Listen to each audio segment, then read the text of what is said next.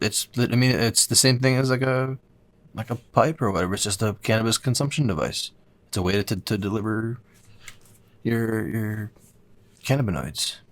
I can get behind that. Did you just Karate Kid a fly? I did. Did you get it? I did. You're the fucking man. Yeah, how do you do that? Thank you. You do some crazy It, shit. it over was there. pretty slow. It wasn't a fast moving creature. It was relatively small. You were, though. You were like going, man. That's all I got to say. It's like a blur. I thought you froze or something.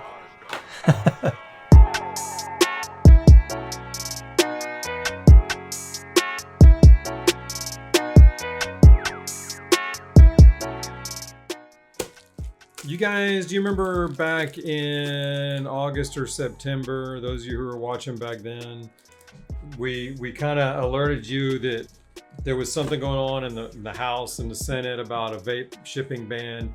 And Randy over at Puff It Up kind of really got on this early on and letting people know. Anyhow, that shit passed. And then in December, Trump signed it as part of the COVID bill. So all this COVID legislation, the whole point of COVID legislation was to get rid of vaporizers, just so you know. That's the only point. They took 3 pages of shitty written legislature and stuck it right in the middle of 5,000 pages or 3,000 pages of COVID stuff and all that just to get rid of your vapes. Anyhow, what they're trying to do is trying to get rid of e-cigs for the children. They're trying to get rid of kids' e-cigs, of course. So, you know, they're all fucking around with marketing and flavors and shit. And in this case, the whole point of this thing is to keep nicotine out of the hands of kids. We can all agree on that. But they're throwing a dragnet that everybody's caught in. Concentrates, dry herb vapes. They wrote it so broadly that it can be interpreted anyway. And so it really comes down to interpretation and enforcement. And those haven't played out yet. But it looks like at this point, FedEx and UPS have both said they're not going to ship vapes anymore come, I want to say as soon as April. And then the USPS has got till March or April, depending on certain cutoff dates, to define how they're going to do it.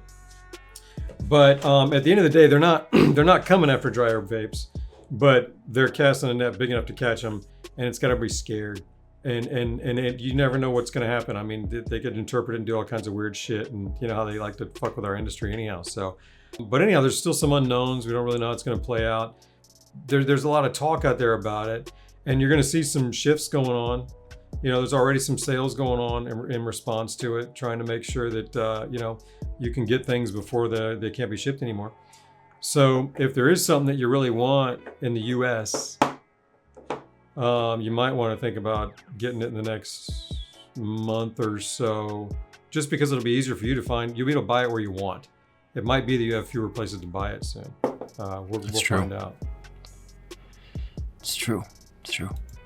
Make sure you buy through one of the links on my website too. True that. Buy from wherever you need to buy from. So Troy, what are you hearing out there about this stuff? What do you hear these days?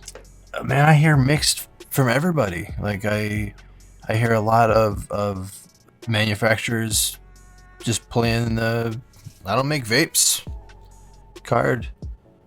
Like Seventh Floor has gone to the like calling it vape or calling their products vehicles, cannabis vehicles. That's funny. Vehicles. It's now a vehicle. I know that we've heard of TED, and that might get some traction. You know, but it's not just nomenclature. I mean, if it were just nomenclature, then they'd fuck with you. I still contend that they don't want us. So, you know, they're not gonna try to enforce it on us being dry herb stuff. I think extracts they're gonna have to wiggle out of it harder. If it does, I think it can wiggle out, but it might take some time. So it's possible that come March or April, if you wanted to buy some extract vapes, you might not be able to buy it where you want for a few months, because best case scenario, it does wiggle out. And later this year, extracts are fine. You just have to go through the red tape and comply with some things. And then people can come back online and safely do it and then everybody will be fine. But you as an end user, you need to get your expectations adjusted as well, that you're going to pay for this.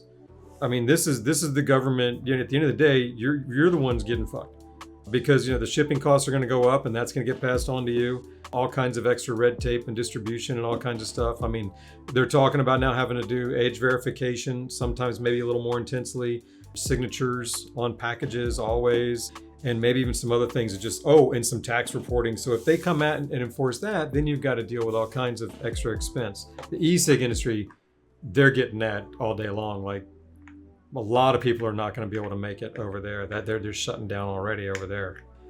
Those who comply, because they're not saying you can't have the shit, they're just saying you can't ship it. Demand hasn't gone anywhere. People still want their vapes. People still making vapes. Distribution of vapes will continue. There will be those that comply and carry on, those that don't and do something different, and then things will kind of shift and adjust and change. So that's how it's going to kind of finish up. It's just that I hope that everybody comes through unscathed. There's the potential that doesn't happen. Oh, so with the vape mail ban, there's a window of opportunity right now where we can take some action. Like, consumers can take some action. Consumers can share our voice, can share our moment. Like, we can let our people know. And I'm not sure if you know this, Jerry, but I have another podcast. I'm involved with another podcast, YouTube show and all that, called One More Bowl. It's with some other dudes, and we usually crack jokes, but in our last episode we talked a little bit about the vape ban, and Blake summed it up really, really, really nicely, and I want to show a little clip. So we all know about the vape mail ban. We talked about it before, but your 10-second synopsis, if you weren't here, is you can't mail vapes or basically anything that could be considered a vape anymore after a couple weeks from now. I think the 15th or the 20th of March or something. Totally gonna fuck all these vape companies, puff it up, all that shit. Anyway, the good news is that they have a comment period now for the implementation of that. So they've preliminarily passed it, which we talked about when it happened, but it hasn't actually gone into effect yet, and they can still modify it, change it, stop it entirely, things like that. So they've opened up a commenting period where you can share your thoughts on why it's a fucking terrible idea to your local representatives, and as well as to the USPS has like a division for looking at it. So we'll put a link down in the thing or whatever, so you guys can hop on that. It fills out most of it for you. I hate fucking writing my Congress people and all that kind of shit, but this site makes it really pretty easy. Put in your name, your address, and it'll locate who it's for. It'll give you most of the letter. You should put a couple sentences in, like personalize it a little bit. These people tend to, when they get 1,000 emails that say the same thing, they have filters and stuff in place where they just like don't read them all. It just goes into a tally and it goes, hey, 1,000 people sent you this message. So if you add like a sentence, custom to why it affects you personally, that can help actually get it in front of somebody's eyes. So hopefully, if enough of us bitch about it, maybe they'll turn back on it.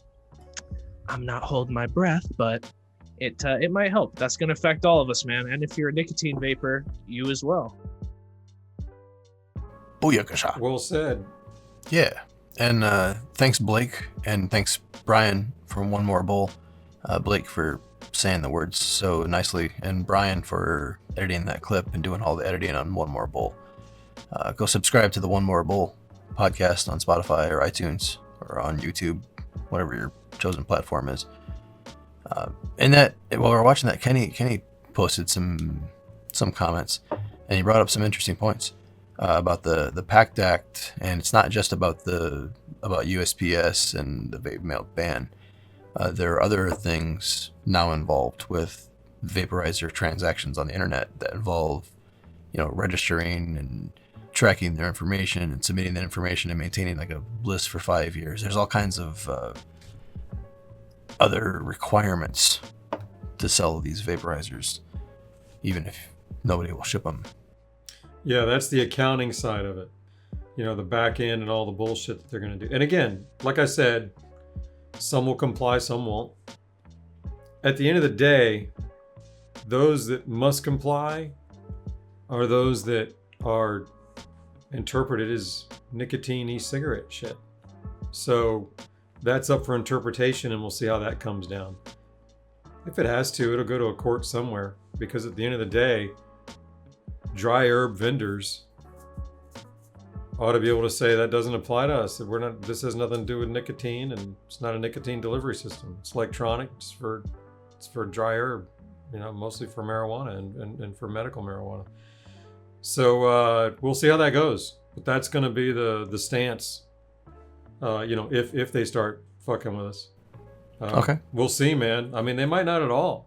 I mean, look, man. This is the weed industry, and we got a long, rich history of doing it anyhow until we're on the run. So Troy, you've been living it on YouTube. You know what I mean? You just fucking do it anyhow, and they kick you off, and you come right back and do it the fuck again. You know what I mean? So Right. Somebody's gonna do it.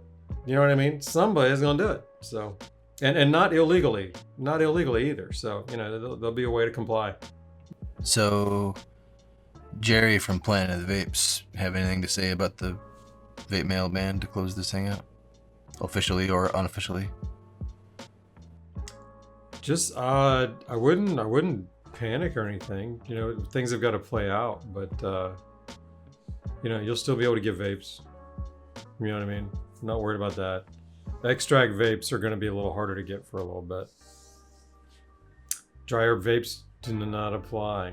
It doesn't apply to them as the legal stance to take, probably, if you're going to try to fight this thing.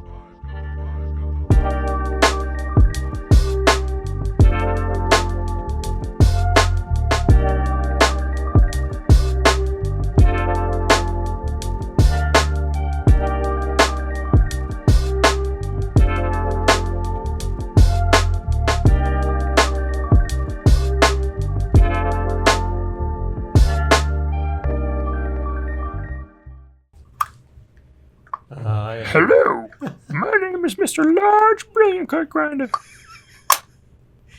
Uh-oh. I got it. You got a deeper voice coming out of that one? It's no. I'm the cut big plate.